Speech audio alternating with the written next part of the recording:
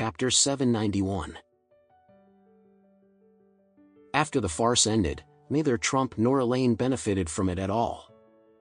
All that Elaine wanted was money, but she didn't even get anything in the end. Therefore, she could not help but feel a little depressed the entire day. After the family of 4 returned home from the villa, they started packing up all of their own belongings. Emma also did not forget to call Mia to inform her that they would be moving into the villa tomorrow. She had asked Mia to check out of the hotel and move into the villa together with them. Mia was very happy when she heard the news. Ever since she fell in love with Alex, she had always been looking for various opportunities to try to get to know Alex better. However, she had been very busy with her own work and she also had to take Emma's feelings into consideration. Therefore, she did not have any opportunities to spend more time with Alex at all. If she could move into the villa and live with Alex and Emma, then she would naturally have more opportunities to spend time with Alex. Therefore, she hurriedly agreed to move into the villa with them without any hesitation at all. As Alex and his family were busy packing their belongings, the Richard family was in utter chaos. After selling the sofa set and returning from the villa at Beacon Top, Michael was very dissatisfied with his own mother. It seemed as though Lady Richard had been trying to look for an opportunity to move into Alex's villa, and this incident really hurt Michael. It made him realize that the old lady was not really biased towards him. She had always been biased towards him in the past because she was simply considering her own interests. When it seemed as though things were more favorable with his brother, Trump, the old lady was more than willing to abandon him in preference of Trump. Therefore, as soon as he got home, Michael had asked Lady Richard to transfer the $1,210,000 from the sale of the sofa set over to him. He felt that the old lady would easily abandon him and his family at any time. Therefore, he decided that he would have to make plans for himself.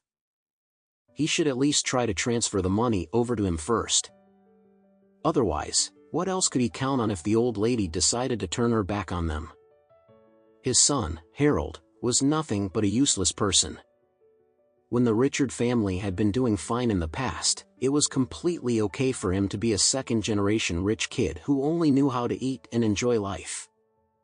However, now that the Richard family was in a slump, Michael knew that it was completely impossible for him to count on his own son to make any progress or money for the family at all. His daughter, Olivia, was also a gone case. She had been so spoiled her entire life and she could not even cook at all. Furthermore, there was no one in Orris Hill who had not heard of Olivia's scandals and involvement with Sean Richard and Alan Baker.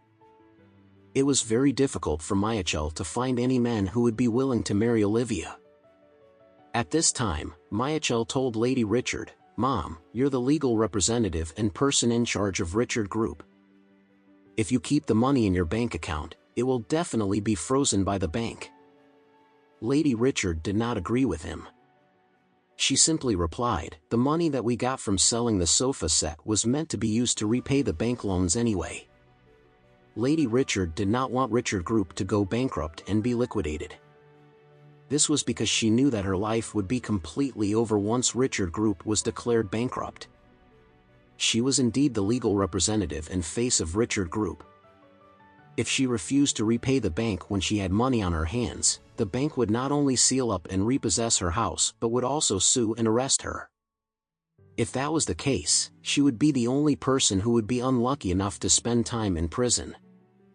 Therefore, Lady Richard insisted on repaying the minimum amount to the bank first.